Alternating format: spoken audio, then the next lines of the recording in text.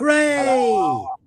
Da, da, da, da, da, da. That's got to be one of the most underwhelming intros we've ever done. It was rubbish. It was absolute crap. I don't know. I've got some music. Let's see if I've got any music. You talk.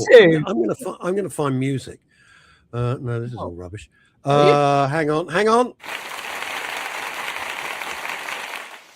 Thank you. Oh, lovely. It's Phil Dave, everyone.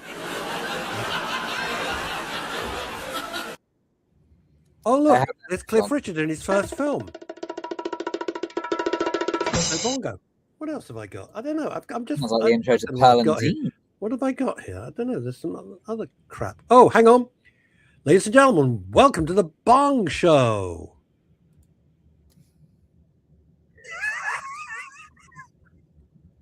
Do you know that Chantal's not been well recently? I was aware she wasn't able to join us last week. Wasn't that good? Wasn't that good? Did you like all that nonsense? I thought it was rather good. What, the sound effects? Yeah, I thought it was great. Oh, suddenly right back in the 1980s. I know. My happy time. My happy time. How are you, fella? You all right? Everything good? Yes, I'm fine, thank you. So I'm in a booth, right? This is where I'm broadcasting from today. I'm in a booth.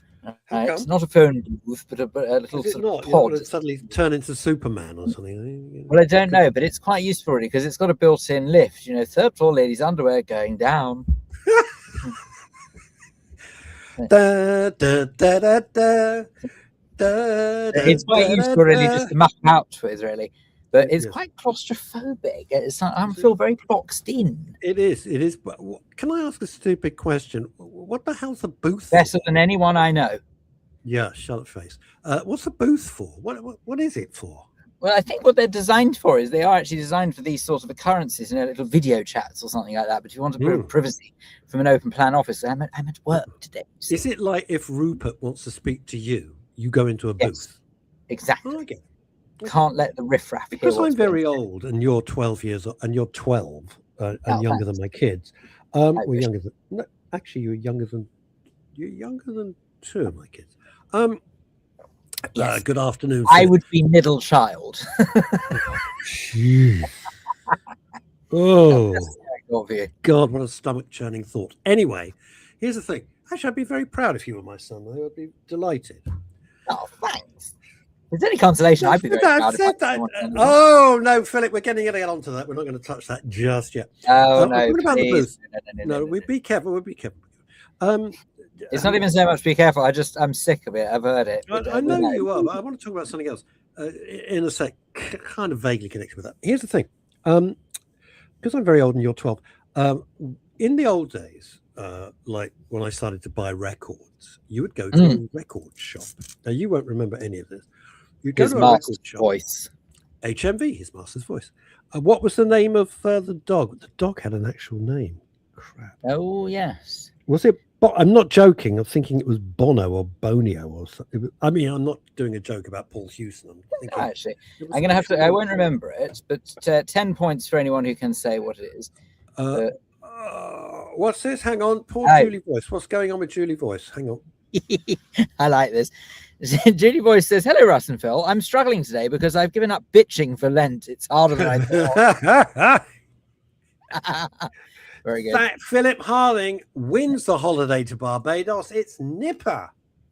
Absolutely right, Philip. That's what it was. It was called Nipper, the little dog. Anyway, the point I was trying to make before I interrupted myself is that you'd go into a record shop and say, "I'd like to listen to the new record by PJ Proby, please," or Applejacks or whatever it was. Frank Sinatra. Glenn Miller. Who? Glenn Miller. And and Swivel. And you'd go into your own booth and they would play the record to see if you liked it. Isn't that great? I do actually know that those things existed because even though they weren't proper booths, they did have something not far dissimilar in HMV certainly when I was growing up, but it was more about they just had headphones connected to... Oh, no headphones. No headphones. No, I know, but that's what I'm saying. So they had something so similar. It wasn't a booth as such. It was actually they had headphones connected to a CD player. You can remove the headphones; they were obviously hardwired in. Yeah. But you'd put that. This was I like wouldn't touch them with the barge pole. Are you joking me? Could you imagine all the greasy people who used to use them before? They never got wiped. You can tell this is the days before COVID. Hey, I've got a not that ever COVID was affecting the ears, we understand. I've got a ridiculous week. I've got a ludicrous week next week where yes, you have one funeral. By the way, Robert Van Buren says hello. Hello to Robert Van Buren. And one of my clients can't attend his mother's funeral. He's got COVID and he's really ill. He's really sick with it. He can't make it. Guy can't even muster the strength to write a eulogy for his mum. He's like so ill. So COVID is still kind of lurking, or has it mutated into a sort of horrible flu? Oh, Julie voice. I remember those. We're talking about listening booths in record shops. Listen to Sugar. Oh, honey, honey. By the Archers. You are my candy shop. Good. And go me. There's a record shop in my hometown of Burnley, which has booths. I've been trading for over 60 years.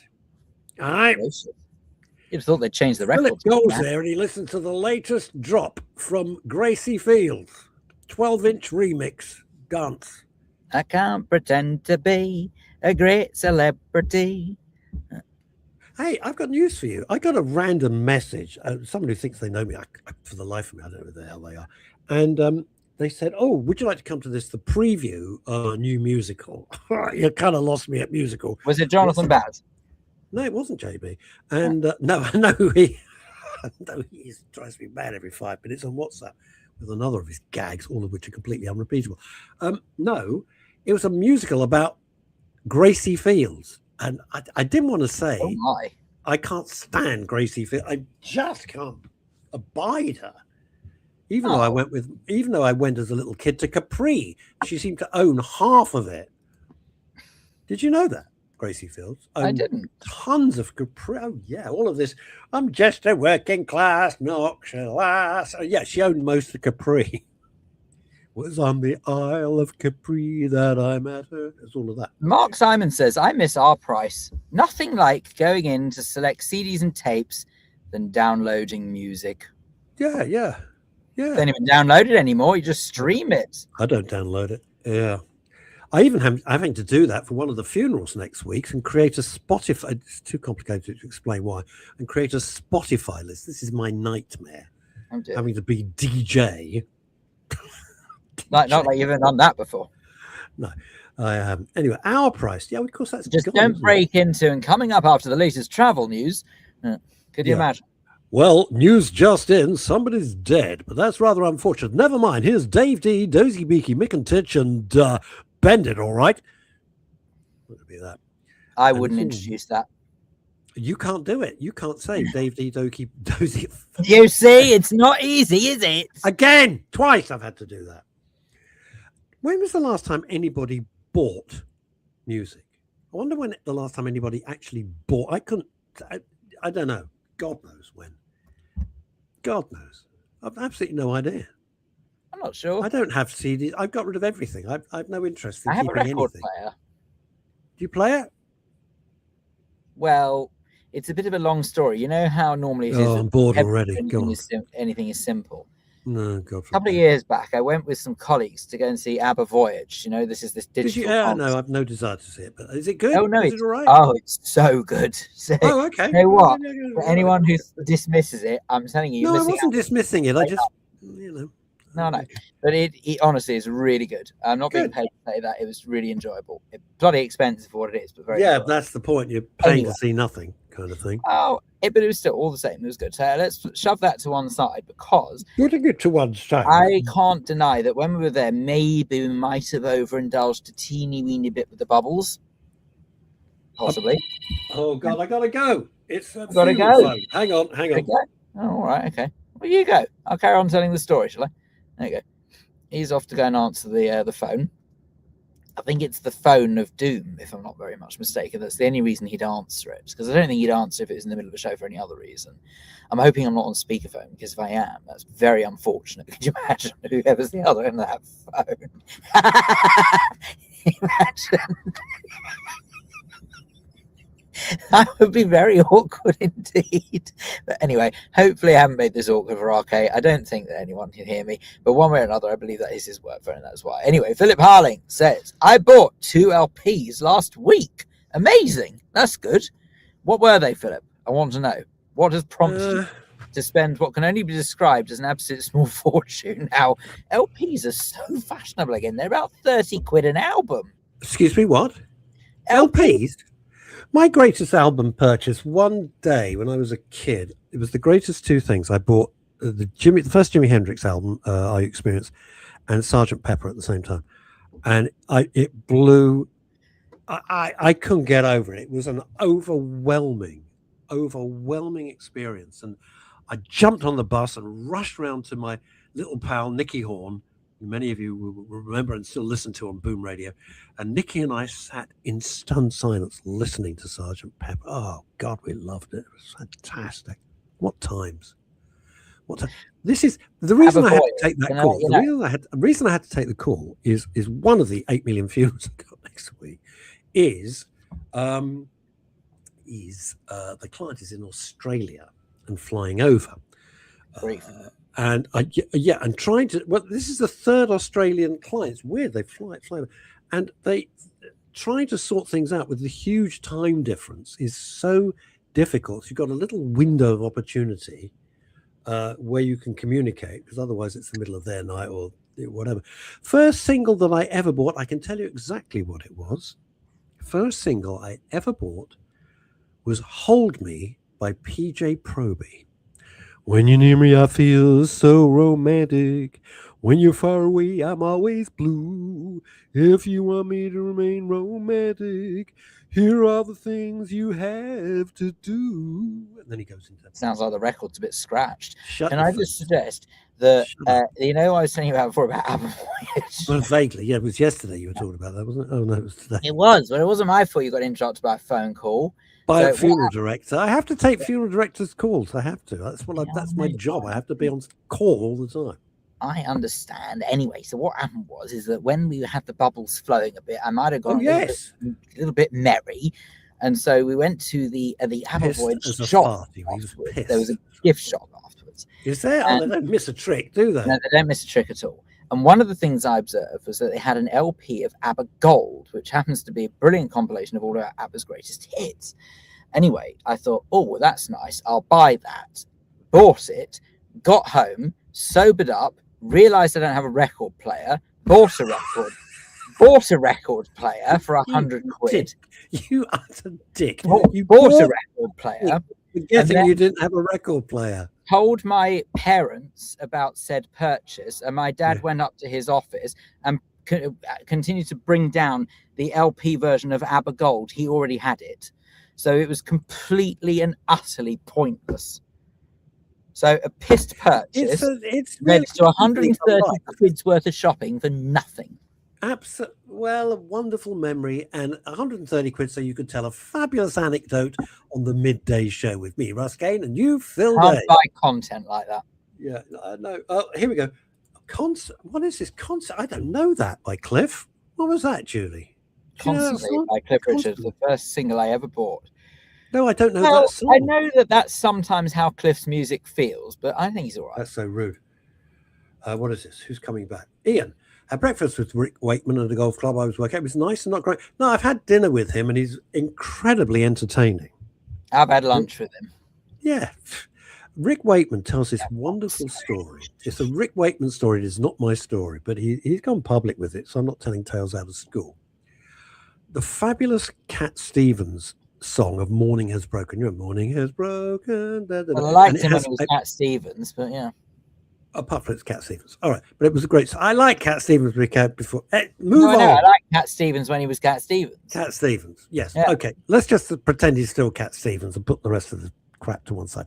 So Morning Has Broken's got a fabulous piano introduction played by session musician Rick Wakeman. And they paid him, I think, 40 quid. One of the most famous records ever, right? And then, what happened? No, they didn't pay him. That was it. He couldn't get the lousy fee. So they said, could you come back? And he went, nope. And they said, oh, please. And the interesting thing with Rick, even if he plays it now, the piano keys themselves are facing away from the audience, so you can never see how he plays it. It's not how it sounds quite on the radio. He's a fantastic raconteur. Hang on. I wish I was a spaceman, the fastest guy alive. I'd fly across the universe in Fireball XL5. That was it. Theme song from Fireball XL5, part of the wonderful Anderson Productions, Supercar, Stingray, and all that. Dave Sleets hit the nail on the head as per usual. Greetings, one and all. If Carlsberg did random purchases, they would hire Phil Dave. That's very good. Very good, Dave A. Sleet. Very, very good. I bet you can. All right, Philip. Russell. So the pilot, no, not you, Philip Harling, not you. Oh. The pilot, the hero of Fireball XL5, oh gosh, was not Mike Mercury, that was Supercar. It was Steve Zodiac. Steve Zodiac was the pilot of Fireball XL5, but I can't remember the co-pilot. What's that? Yeah. He was a star. He was a star. Yeah, I loved those shows. God, I rushed home from primary school. I'd just go and see those shows. I loved them on TV. Fantastic. I was a fan of Jerry and Anderson and his wife Sylvia Anderson. Jerry the pacemaker. I had lunch with a pal this week to just get away from writing eulogies because it's been a bit much, to be absolutely honest with you. And he suddenly said, yeah, I've got a pacemaker. I went, what? And he had this pacemaker fitted and he was in and out the same day. How is that possible on a local anesthetic? I said, whoa. They put a pacemaker to run your heart, because without it, he'd be dead, right? They put a pacemaker in his heart in the same day. Crumbs. Chrissy Must have been heart stopping. Hello, Russ, and she's in Spain. Hello, what have you given up for Lent? Sod all. I have given up the will to live. I gave up the will to live years and years and years. I've given nothing up for Lent. No, I don't follow Lent, I'm afraid, so I can't. Although I will say one thing, I'd rather follow Lent because I'm really hacked off, and I don't know how you feel about this. Maybe I'm being unfair. I don't think Ramadan. You're going to say Ramadan, aren't you? Well, I'm not very impressed with the way that sort of obviously Lent is a very holy time in Christianity. It's the run up to Easter, obviously. And yet the wonderful people at Euston Station have adorned it with decorations saying Happy Ramadan. Well, I'd live with it if it said Happy Ramadan. It actually says Ramadan Mubarak, which apparently is the way to say it in Arabic. I think it says Ramadan Ding Dong. Anyway, yeah, who put the dang in the dang-a-lang-a-lang? I'm afraid it I find it absolutely freaking jaw-dropping. Lent, as I know Chrissy was asking a serious question, Lent is a serious part of the Christian religion. This is a Christian country. It is. All right? Based on church and monarchy. It's a Christian country.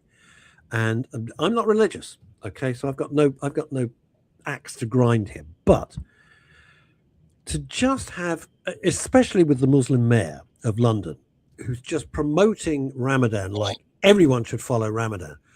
No. You're a little minority. It's fine. No one says on Yom Kippur everybody has to fast. No one says that. But now there's all these things. Well, we don't want you eating near us during Ramadan. It's not my problem. It's your problem. It's not. It's your problem, mate. You know, there was exactly the same way. I wouldn't dream of saying to someone on Yom. I fast on Yom Kippur. I wouldn't dream of saying. It's the day. Just if you don't know, the Yom Kippur is what's called. Yom Kippur is the Day of Atonement, where people who follow the Jewish faith fast for 24 to 26 hours. I know Phil follows that. So Phil's making the point that nobody from the Jewish religion goes around to everybody else and say, whoa, you got to fast because it's Yom Kippur, the Day of Atonement. No, of course they don't. It's a personal, private matter. So how dare there be this push to, well, you can't eat near us because we don't want dogs. You can F right off. You don't like dogs, go somewhere else. Go somewhere where there's dog free. We'll happily have that. This country, anyone who doesn't like dogs isn't worthy of living in this country. This country may not be great anymore. It may have a million faults, but one thing is, it is a nation of pet lovers. We love our dogs, we love our horses, we love our cat, we love our pets. We do. We have a very, very special relationship with our pets. They are part of our family. And for some tiny minority with a big mouth to keep saying, oh, you can't have a dog, piss off. Enough with it. It's enough with this nonsense. Sounds about right. You know, there was a video surfacing on social media apparently the other day, which was forwarded to me because you know I'm off it. So occasionally people forward this stuff to me. Surfaced the other day on social media of a chap who was confronting an Afro-Caribbean woman who's just perfectly innocently going about eating her lunch on a bus. Yes. Okay. Yes. I do not personally believe in sort of eating in public transport because if food smells, it's not very pleasant to other passengers. That's just my humble opinion. But that was not the motivation by what I'm about to say. This chap who clearly followed Islam turned to her and said, I'm fasting. Can you not eat that near me? She said, I'm eating my lunch. Go away if you don't want to smell the food. Literally, she was sort of saying, don't care. Your problem, not mine. It is his problem. This is a nonsense. This is all intimidation. Also, I am like you. On public transport, I can't bear it when people come in with the horrible fast food and it stinks. However, she might have been, I don't know, she could have been a nurse. She could have been going between. You don't know, but it's irrelevant. It's irrelevant. I don't care if she's a nurse or the deputy prime minister. I don't like eating on public transport if I can help it. Certainly not foods that smell. No, I don't like it, but I wouldn't say it's Yom Kippur. How dare you take the food? No, I'd take umbrage more with an individual who decided to start listening to music out loud on the tube. That's what I'd find annoying. Oh, no, sorry. I hate that, right? But the thing that really, really ticks me off, conversations where they're on speaker. Oh my God. I don't need to hear your stupid conversation. I wouldn't mind if they were entertaining. If they were entertaining or juicy or salacious. Whoa! Oh dear, he's in demand today. Hold that thought. Anyway, well, whilst he's answering the call again, I will say that I had the situation literally only last night where I was on the train, on the National Rail on the way home. And it was probably about maybe 11, something like that, possibly. I don't know if it was as late as 11 o'clock, who knows. But one way or another, it was late enough. And these, I think, 3 ladies, old enough, I would suggest, to know better, who clearly were a little bit merry, shall we say. And the train was absolutely heaving. And I say heaving as in like you could not move a square inch. It was packed. And these 3 ladies further down the carriage from where I was sat, because luckily enough I got on the train early enough to get a seat, and they were waffling out loud between the 3 of them. And then they decided to video call their friend out loud. And hi, babe, how are you? Oh my God, you look amazing. All of this malarkey, louder than you can hear. Bearing in mind how I know it is definitely was, right? Everyone could hear this. Oh my God, the other passengers must hate us right now. It's so noisy. I honestly have got teeth marks in my tongue from what it took to stop me saying, you're damn right, shut up. Hey, you, shut up. That'd be no. It's so annoying. I change carriages if I have to. I couldn't. I was stuck. Well, I understand. You know, if I got a seat, I'm definitely not changing a carriage. But it wasn't even so much that. I would have very happily have changed. I couldn't move. The train was too busy. It's just extraordinary. People are unbearable. So inconsiderate and ignorant. It's both ignorant, self-centered, and completely pig ignorant. And that's what it is. Oh, Mike Ozzy Osbourne says this. Favorite children's TV theme tune? That is an excellent question. Well, I don't know why. One that springs to mind straight away was Raggy Dolls, which was this children's cartoon in the late 80s, early 90s. but I don't know why that springs to mind because I'm not so sure if it was my favorite. I'm going to go my favorite, but I can't sing it, obviously. It was the theme tune for Thunderbirds. I think it's fantastic. Dun, da, da, da, da, da, da, da, da, da. It was just great. Thunderbirds are go. Dun, dun, dun, dun, dun, dun, dun, dun, dun. It was just terrific. Thunderbird March, I think it's called. It was absolutely marvelous. I liked Stingray. I was going to say the Stingray theme. Stingray. Da, da, da, da, da. Anything can happen in the next half hour. Yeah. So I like that a lot. Oh, Julie Voigt. No, I can't. How did that go? Oh, Flipper. Oh God, how did they called it? Flipper. Da, da, da, da, da. I don't know Flipper. Doctor Who. Oh, diddly dum, diddly dum, diddly dum, diddly dum, diddly dum, diddly dum, diddly dum, diddly. We are the Ron Granger radiophonic. Just me and Phil do the whole thing. Hang on. Chantal's wearing glasses. What's this new sexy secretary look? Oh, no, hang on. No, she's not. She'll kill us. She's not having that. She's not bloody having that. Oh, the littlest hobo. That made me so sad. Oh, no, that made me sad. I couldn't bet. Oh, no, that was sad. That was very sad. Mr. Ben. I don't know how that goes. Ivor the Engine, don't know how that goes. And Michael Rod's Screen Test, don't know how that goes either. Doctor Who, fantastic song, isn't it? And you know, you think time. Guess what? Oh, hang on. Test of time. What is this? What? Hang on, we got somebody. William Tell. Hi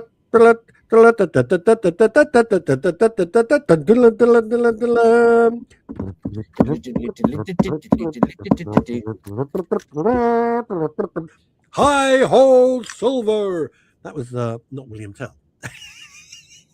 From Tale of Switzerland. Ian in Surbiton's off on one. Never saw Flipper on Poipus. Lita James. Hi guys. To be honest, I've had enough of anyone pushing their religion down my throat. As a country, we need to stop putting up with this crap. Oh dear. Something. I think it must be my mum. Had an overnight carer a few years ago, and she put her prayer mat down in the middle of my lounge and told me to turn the TV off. Needless to say, it didn't end well. By the way, Black Beauty theme tune. Oh, Black Beauty theme tune was very lovely. Da, da, da. Oh, I can't remember how it went, but it was very, very lovely. Oh, yeah. Children's theme. Yeah, the moment you hear it, though, you are just transformed. Lisa, that is just ludicrous. The story you told, that's ridiculous. Like, no. Read very happily said where you can shove a prayer mat, I tell you, for nothing. It's an individual's choice. If you want to follow religion, knock yourself out. Enjoy. Don't you dare inflict it on other people. That is just not the way to do it. I've never once tried to inflict any part of my Judaism on someone else, ever. Apart from me. No, not at all. No, it's my personal preference. I choose to follow it, and it's fine. I'll do that behind closed doors or behind synagogue walls. That's fine. But never would I even contemplate trying to get other people to follow it. It's not absolutely no one's business. It's when did we get from it's your personal affair, whatever God you follow is entirely up to you. Good luck to you in, whatever, as Lennon said, whatever gets you through the night. I agree with that. But this aggressive conquering of the establishment. I know we haven't mentioned it. I'm not going to go down the whole Andrew Mountbatten, Windsor, Woking Pizza Man rabbit hole. I'm just not, because had he not been such a... I think most people... I'm going to say this. I'm going to just say this, if I may. And I'm being very careful because it's sub judice. It's with the police. So I am not saying anything that would involve any legalities. I think people are taking such delight in this Schadenfreude is because he was such a simply horrible, horrible man. Had he been a decent human being, people have gone, oh, and had a bit of sympathy. But as he has been obnoxious, entitled, rude, and just a foul human being, people are going, good, who cares? And I think that's the general. I don't think people actually care about what he's actually done. I think they just dislike him totally understandably. If you wrote this in a book, your agent and your publisher would take you out to lunch and say, sorry, this is ridiculous. It is so huge. So huge. Personally, I'm not going to say what's going to happen because that would prejudice any possible trial. But I will say this. I think the royal family are in deep, deep, deep trouble. Deep trouble. It is very hard to, shove your car into reverse and do a Steve McQueen up the road. It's very hard to get away from this, Very the funny hard. thing is, I've heard of a lot of people who have said they think that the royal family are in trouble, but I genuinely don't think they are, because, and I tell you why, is because as much as this doesn't look good, there is nothing that can be done about it. The bottom line is they are the royal family. They're not going anywhere, thank goodness. And it's not like it was His Majesty per se. Thank God. Thank God. But they're trying to link it. They're trying to say, that's just the anti-monarchists who are trying to do that. Well, this is my point. The main point I wanted to make, and then we're going to bring on Chantal, I've been to Specsavers Rickards. Oh, that's is exactly this. what you just said as well, by the way. The anti-monarchists using it. It's when you think that every single establishment in this country is being demolished. We're watching the monarchy being dismantled even as we broadcast right now. That's the first thing.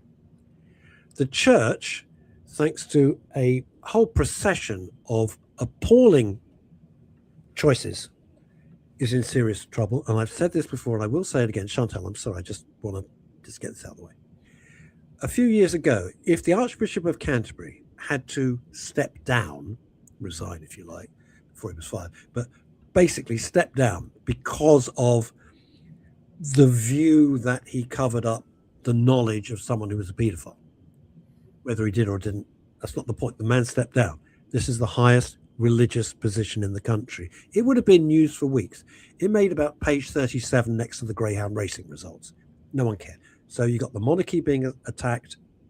You got the church in disarray. You've got parliamentarians who, frankly, I wouldn't let run a whelk store. None of this is an accident.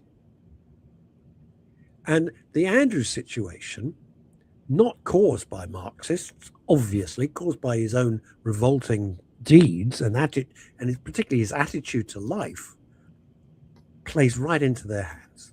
They couldn't wish for anything better.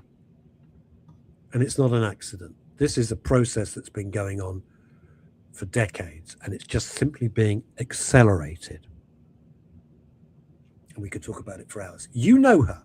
You love her. I am so thrilled she's well enough, hopefully, to come on the show. The sainted Chantal Rickards, OBE. Welcome back, Chantal. I'm not sure sainted is the right word. I have a sponsor today. My sponsor is Lockets. The show brought to you by Lockets. Hey, feeling a sore throat? The show brought to you by Lockets because I have half a voice courtesy of Lockets. Bless. What are these glasses? This new sexy look of yours. No, I have had horrible flu, cold, cough, COVID. Yeah. I have no idea, but something that has completely felled me for the last 10 days. Yeah. And I have eye infections in both eyes. So I can't put contact lenses. God, you wear contacts. I never knew. And So I'm reducing wearing glasses. She is a woman of mystery. And even after all the years that I've known her, her mystery is still You didn't know I wore contact lenses. How would I know? Weird. Okay, well, there we are. I don't wear glasses very often. I should hang on a sec. Now we can be a peer group. Yay! Very good. That's very good. That's very good. I'm so sorry. Are you well enough to do this? Honestly, I'm absolutely well enough to do this because literally Lemsip and Lockets are getting me through every waking hour. But I haven't had a flu like this probably ever in my entire life before. So, wow. But I just can't stay at home. It drives me completely batty. So Phil, I'm where are you? Where are you? You're not at home. Where are you? No, I'm in the office in the West End, but there's nobody ever here on a Friday, so it's nice and quiet. But you travelled on public transport. I did, but I kept well away from everybody else. But it's after 5 days, so technically speaking, the contagious part should be over. I know. Yeah. Jeez, you poor sausage. Well, I'm going to start with a big recommendation, then I'm going to be very quiet and listen to you good. if you've got No, enough time. I want to hear. This is series 4 on Netflix. I was recommended to this show. It just gets better and better and better. Called The Lincoln Lawyer. Oh my God. I binge watched series 4 and fantastic. The writing, the direction, every single character is 3-dimensional. You're invested in everybody, even the minor characters. You're really interested. Yeah. Just terrific. The Lincoln Lawyer. Better. Yeah. Starter, if you've never watched it, it's a series of books, but start on series 1 so you get the backstory of this guy. And just fabulous. You don't need to have watched the movie, do you? Because there was a movie. No, not at all. Yep. No. It's completely independent. I didn't even know there was a movie. But every character is fantastically portrayed. Just great. Wonderful. Very good. Lincoln Lawyer, it's on Netflix. Start with series 1, work your way through. You won't regret it. Yeah, and I can't remember the actor's name. Shame on me. But he's easy on the eye. But handsome fellow, terrific actor. And completely believable. I just believe he is the lawyer. That's all there is to it. They're all great. Yeah. Starts out living in a Cadillac, doesn't he? That's where we join his story. We join him in a Lincoln. Hence, he's a Lincoln Lawyer. Yes. Good point. Isn't Lincoln part of Cadillac? No.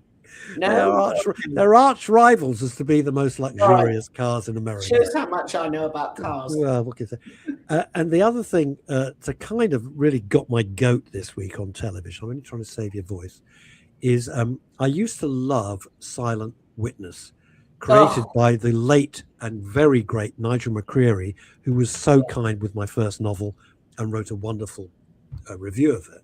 I've never forgotten his kindness. And I now call it Silent Wokeness. Oh, really? I call it Silent Wokeness. Jesus. This one, if I start to tell it, everybody will think I'm like a fascist or something. I can't even go and bring myself to tell you this latest 2-parter this week. No. I got so cross. Don't go there. I watched about half an hour of last week and I just thought, I'm sure this is the same story as one of the previous 24 series we've endured. Absolutely right. All I will say in this one is that everybody's white is a terrible person and everybody who isn't white is fantastic. Oh, okay. The end. Well, that sort of gives it away, doesn't it, really? Well, I've saved you 2 hours of misery. There you go. What have you managed to watch anything, or have you been sort of semi-conscious? I have. Well, I was semi-conscious for the first half of this little virus, but I've watched a few bits since. In fact, I was just looking at my list because you were talking about religion. I've got a bit of a religious theme because one has got heaven in the title, one has got funerals in the title, and one has got prophets in the title, which I thought was just fortuitous, really. But the first thing I was going to talk about actually was a comedy, because who doesn't like a comedy, especially at this time of the year? There is a very funny Irish comedy drama called How to Get to Heaven from Belfast, which has just arrived on Netflix. It is not going to win any awards for the title because the title is ridiculous. Yes. So move on from the title. But it's a little bit like, for those that watch Bad Sisters that was on Apple TV 2 or 3 years ago, it's got that sort of rather fun, snappy Irish vernacular, very strong lead female cast who interact with each other, know each other incredibly well. So the dialogue is really, snap, crackle, and pop. It's funny, but it's also a mystery. It's a who done it, or what happened, or did somebody do it, and we don't quite know. But we join the story where 3 old school friends have gone to the wake in Donegal of another old girl school friend. But within 5 minutes, one of them says, I don't think she's really dead. And that's how the story starts. So there are lots of flashbacks to when they were teenage girls at school. So I'm taking it's not an open casket then? No, it wasn't an open casket. But lots of beautiful sort of Donegal, fabulous scenery and all the rest of it, interesting characters, but it just hooks you instantly. And just the interplay between the girls is incredibly good. And of course, you then get introduced to the secondary characters, a raft of wrong-uns, and you have to pick out the right-uns from the wrong-uns. But I think it's lovely. It's had really, really good reviews. I mean, I enjoyed it without seeing any of the reviews. And I thought, that's lovely. It works really well. And then I read the reviews, which are off the scale amazing. Oh, good. So, sometimes the reviews just, well, they don't match my sense of what I think is fun to watch. But this is cheerful nonsense, quite funny, a little bit of sort of Irish dark, but that's fine too. So I would definitely watch this. It's on Netflix. You don't have to watch, they're not dropping every episode once a week or whatever. It's all there if you just want to binge it. I've got, I think, 4 episodes in, and I will definitely get to the end of it. It's very well written, so go for it. And one of the writers, I think, was a writer on Derry Girls, which if you saw Derry Girls on Channel 4, it's got that, it's just got that snap. Yeah. So anyway, but tell me something. Yes. As a professional, you've been in this industry, all your professional life. Yeah. When you read a review, do you sometimes think, were they watching the same show I was watching? Absolutely. What are we talking about? Yeah, completely. And I think the critics think that, because often you'll find 1 star in the Times and 4 or 5 stars in the Guardian, and clearly these people. Well, that's fairly standard, but yeah. Well, it can be standard, but that really irritates me, because that their voting is jaundiced for a different reason, and that's just stupid and irritating, and it shouldn't be like that. You should come at it not from a prejudice of one form or another. So, but I try to read, once I've seen something, I try and read all the reviews, because then I get a much more holistic view of actually what people have really appreciated in it. And then sometimes it points up things that I think, oh, I didn't think of that. Actually, that's a good point. That wasn't quite as good as that, or that could have been made better, or yes, that performance was fantastic. So what I'm trying to do is, when I talk to you on a Friday, is actually get rid of all the noise and just tell you what I think is worth watching, and you bring to it what you bring to it personally, and everything is personal. I've got a level with you. I've never, genuinely never looked at any review of anything and formed my opinion on that. I've only ever judged something for myself. If someone recommends something, that's very different. Yeah. But if you actually sort of go out, if one goes out their way, so read these different columns and the different publications, that their sole purpose is to review programs and to offer their opinion. I don't really care what their opinion is, to tell you that. I just want to see it for myself. If I trust someone like you, Chantal, who recommends something to me, then I'll form my opinion. Yeah, exactly that. Exactly. But you use it. Do you not? About the rubbish. There's a lot of rubbish out there, but what's the point of me telling you to waste your time watching something that's rubbish? I'm not right about everything, but I try and steer people to something. Yes, you are. You're pretty right. I've never known you, in the years I've known you, say, this is great. And I watch it go, what the bloody hell was that crap? I've never done that. The thing, Phil, that I use a review for is, if you find somebody, and again, you're bringing your own prejudices to it, who you use as a baseline. So, for example, people that I follow are the Critical Drinker, who I think is just brilliant, and his American counterpart called Nerdtronic. And they are so accurate with the way. Now, if you don't think they're accurate and you think they're talking out their bottoms, then it's not for you, Yeah. But for me, I go, yeah, these guys, they're absolutely spot on. I'm going to avoid. Why did I hate that film? And then I listen to what they say. Or am I going to invest some time? No, I'm really not, because time is precious and I don't want to waste it on something that's just garbage. No, quite right. And so that's the only reason. If you find someone that matches your baseline and your own personal tastes, it's quite useful. When you put it that way. Yeah. Well, Phil's upset. Phil's upset because for once I'm no, it's not that. Right. I'm just, I just don't see it like that. I can't explain how. I'll look at a synopsis, because synopsis usually aren't biased per se. They just normally tell you what something is. Yeah. And then I'll think to myself, do I like the sound of that? Yes. Start watching it. Great. If I like it, happy days. If I don't, move on. I feel like I'd waste more time trying to find out what other people's opinions are and not necessarily sort of form the same opinion anyway. Yeah. And lots of television is sort of takeaway. It's, it's sort of on in the background. I mean, some things, if you're watching Wolf Hall, you should turn your phone off. Absolutely. You should dim the lights. You should concentrate, and you get a second and third and fourth level of enjoyment out of something like that. Absolutely. But the next program, I really struggled with Wolf Hall. I had to watch it twice for that very reason because I couldn't concentrate on it. Oh, I love that. No, I like it, but I had to watch it twice because I couldn't pick everything up the first time around. It is difficult concentrating on stuff because our levels of concentration are affected by we are trashed with it, by how tired we are. Trashed. Yeah, so it's difficult. But the one thing I did watch earlier on, and I had it on in the background, but the minute that I heard something that I particularly wanted to engage with, then I turned to the screen and I watched it. And I thought that, Russ, particularly you would enjoy it. Or not, as the case may be. And it's a 1 hour special. It's not a special, it's just a 1 hour documentary, because I don't think it could turn into anything longer than a 1 hour documentary. But it's called Fabulous Funeral Parlour on Channel 4. Have you seen it? Well, that's a bit of a busman's holiday for me at the moment. I was just joking. No, I know everyone says, have you watched it? And I go, not yet, because I'm really up to here with it. Yeah, no, you've sort of got to watch it because it's not like any funeral parlour you ever will have been to, or anybody like that would have ever commissioned you.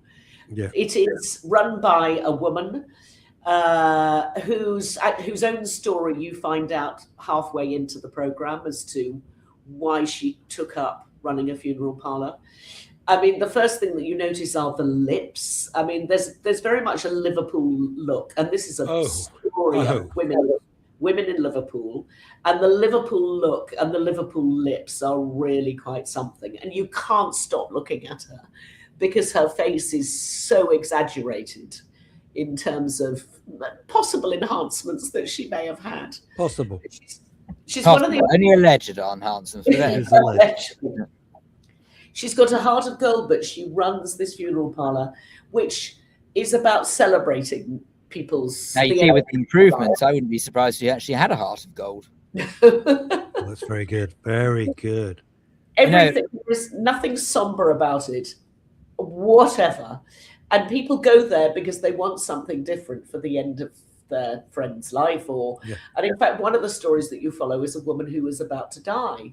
And so she goes to visit the funeral parlour and she talks about what she wants. She talks about the makeup that she wants. She talks about the high heels that she wants to wear because she says she can't walk in high heels. She's never been able to walk in high heels, but she damn well is going to wear them when she's in the coffin. I mean, there are some beautifully funny moments. And it's only it's not even 60 minutes. I think it's a 44-minute show. But it's really worth watching. And all puns intended, it is life enhancing just to see how this rather crazy bird from Liverpool helps families and individuals through the worst days of their life. It's a bonkers documentary. And it's definitely one to have on in the background. Yeah. I have to say, it's the same when you were saying, Russ, about people asking you if you watched it. I have the same problem when people say to me, "Oh, have you seen Succession?" No. Did you ever watch W1A? No. It's too much like I'm watching my work. I don't want to watch. I know. For you, it's fiction. For us, it's a proper fly on the documentary. It's completely true. Yeah, it's weird when you have that feeling. It's uncomfortable. That's why I like to watch things that I don't know in worlds that I don't inhabit, because I can't say, well, that's right. I don't know. Yeah. Anyway, it's a piece of stuff and nonsense, but I rather enjoyed it, and I think that you will enjoy it too if you watch it. Yeah. So there you go. Go on. Something else I watched actually several months ago, because it came round on the BAFTA thing for our voting a few months ago, is a movie that actually comes out today in the cinema. called Waste Man. Now, I don't know if you've ever seen, if you are a fan of prison dramas. Have you seen a lot of prison dramas? Either No, short, no. person or Well, it depends. I saw Bad Girls. Well, there is some Phil's prison- favourite. He went to the musical Prisoner of Cell Block 8 20 times. I remember in the 70s I watched McVicker, and I thought it was. Do you remember? I'm sure you must remember. McVicker. Yeah. I remember that. Which was incredibly violent. Phil wasn't born. He's about to tell you No, he wasn't Phil definitely wasn't born. So I thought I'd get that in before he had the pleasure of insulting both you and I. Indeed. I don't look at it as an insult. It's merely we do. We do. We do. Well, this isn't Shawshank Redemption, and it's not Green Mile, and it's not Orange is the New Black. It is the cheapest, probably the cheapest film I've seen this year. I don't know how much money they spent on it, but I know that it only took 2 weeks to film. Holy moly. It is entirely shot in a prison in Shepton Mallet, but is clearly not supposed to be Shepton Mallet. It's supposed to be probably somewhere London or some conurbation or other. And it's really the story of two people who end up sharing a cell, which is completely terrifying. One is a lad who is on the good side of bad and is about to get released early, and he's got a week to go. And the guy who was on the bad side of bad just wants him to do a couple of jobs for him before he leaves. And the pressure that this other character is put under it's heart-stopping. It's an extraordinary film. It's a it's the first-time director, a director I had never heard of, called Cal Macau, I think his name is. And I'm sure will go on to have an extraordinary career because it's an amazing piece of filmmaking. It is, as they say. Oh, I genuinely thought you were going to say it was terrible when you said the cheapest film. Absolutely not. It's been really cleverly made. I mean, no shot is spared. Yeah. But they get absolutely everything. And that's really down to the cinematographer and the two characters, because they have thrown heart and soul into it. And the the final product is really worth watching. It's called Waste Man. It's only about 90 minutes, so it's sort of, thankfully quite short. But it is very graphic. It is violent. And I came out of it very much thinking it was like my experience of having watched McVicker all those years ago, because it was so worth seeing and the story was so well told. What's it on? What platform's it on? It comes out in the cinema today. Oh, it's cinema. Yeah. Have you seen how much money they've spent on Heathcliff, which no one's going to bother to go and see, by the way? No. I've seen it so often. I'm just not sure I'm going to go. Why do you want to go and see it? It's like, this is ridiculous. And they've spent a eye-watering, jaw-dropping fortune on the marketing alone. And this film's going to die in its ass. I mean, because everyone like you, Chantal, goes, well, I've seen this story. I think you see it again. Yeah. But then I was discussing this with my film producer buddy Colin, and he said it's not for you, it's for 15-year-old girls who've never seen Heathcliff and they want to see, a handsome young guy. Wasn't he the guy from Frankenstein? I think he's the guy from Frankenstein. I got it wrong. I'm sorry. Yeah. And Margot Robbie. Jacob Elordi, I can't remember. Yeah, I think it's him. I think it's him playing Heathcliff, and Margot Robbie, who's great. She's always good. But he said it's not for you.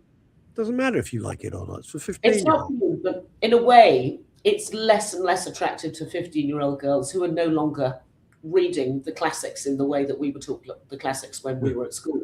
Half of them will barely have heard of Wuthering Heights. So it'll be interesting to see whether they can break through. Like that. You sort of take for granted that everyone's heard of it.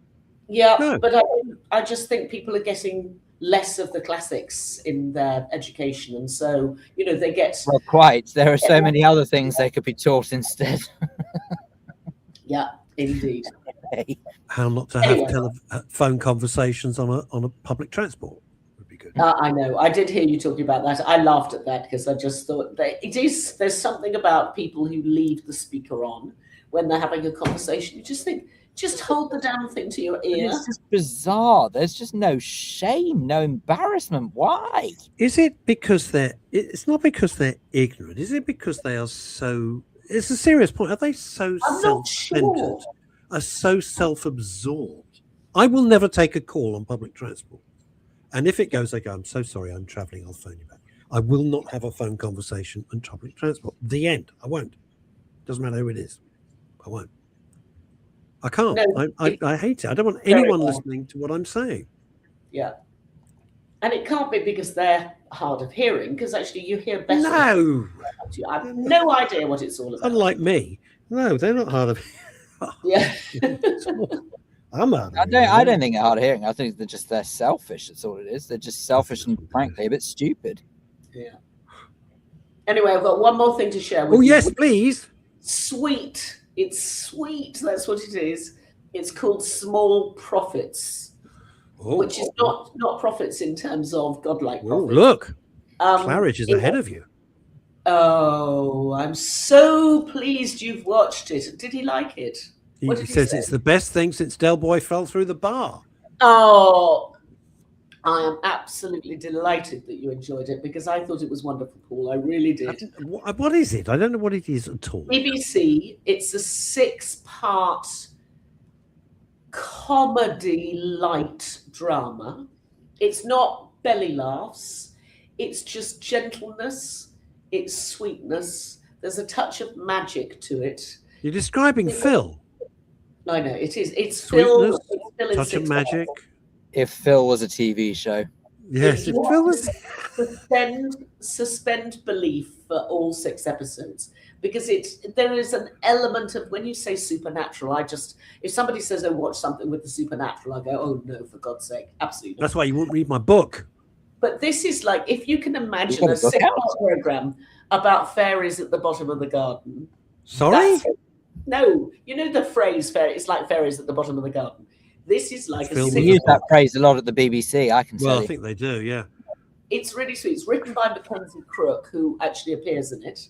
Mackenzie Crook. Really? Oh, I know Mackenzie. I know of Mackenzie Crook, but really? The Office guy.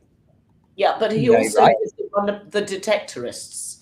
If you ever saw that. No, I never saw that. Also very good. Really, really lovely, beautifully written characters. And it's just pure whimsy. And it is so gentle. The gentleness is completely lovely. Just suspend belief, sit on the sofa, get a cup of tea. Do not take your phone. I can't do both. No. I can't multitask. I'm a man. I can either watch TV or have a cup of tea. I can't do both. Don't put it on in the background. What did you do if you've got to chew gum walking down the pavement? I'm screwed. I have to stand still till the gum's finished. Right, Small Profits, and it's on the BBC. I know you hate the BBC. Just bear with me. No, I hate the I don't. No, I don't. I hate their news people. I hate their news people. I hate them with a passion. I don't hate the BBC per se.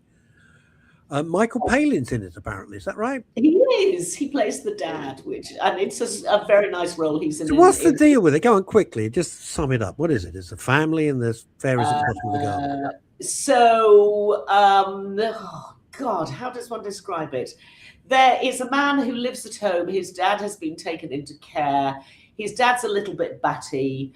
But the guy at home, he thinks that people are trying to steal from him and there's something sort of weird going on.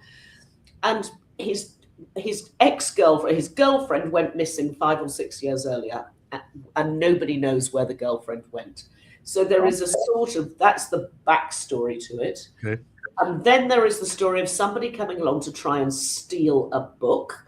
That's wrapped into it, and that's all a bit peculiar. Okay. And then the dad sort of drops into conversation. Well, why don't you get? I'm going to say for the. It's no, I can't give it away. I can't. Okay. I'm not going to. That's why don't you get Phil Dave to say that he'll see you next Friday? Because I will not be I'm afraid. We're almost out of time there. I can't believe what a fantabuloso show it's been. I won't be around at all next week, as I've explained. But I know you'll be in the very safe hands of Phil and Chantal and Neil and Neil's guests and everybody. And I think Jonathan Baz is as well, but I won't be seeing him. Phil, we do. Liz is going to jump. Hang on. We've got to do this. Maybe Liz, my 70th Oh my birthday. goodness me! Oh, how lovely, Philip Harling, my Many 70th birthday. Happy birthday! Happy birthday to you. He's going to watch Small Profits. Chantal, we wish you a speedy recovery. Thank you so much for finding the strength to come in and talk on the show. It's been really appreciated. Wish you well. Phil, Dave, thank you so much. I know you've got to get out of your little booth. I've got to get out of my booth. Yeah. So thank you, Phil, Dave. You will be in charge next week. And that, gang, is it from me. Thank you so much for joining us for another very busy week on the Midday Show. Thank you for all the numbers watching all over the world. I really appreciate it. Thank you for it. He's gone. Oh, for God's sake. Right. He'll be back in a minute. I know he'll be back. He'll be back in a second. Guaranteed. Guaranteed to be back. I will see you in a week's time. No. Oh, something like that. Anyway, take care. And remember, no hurty words. Okay. Empty booth.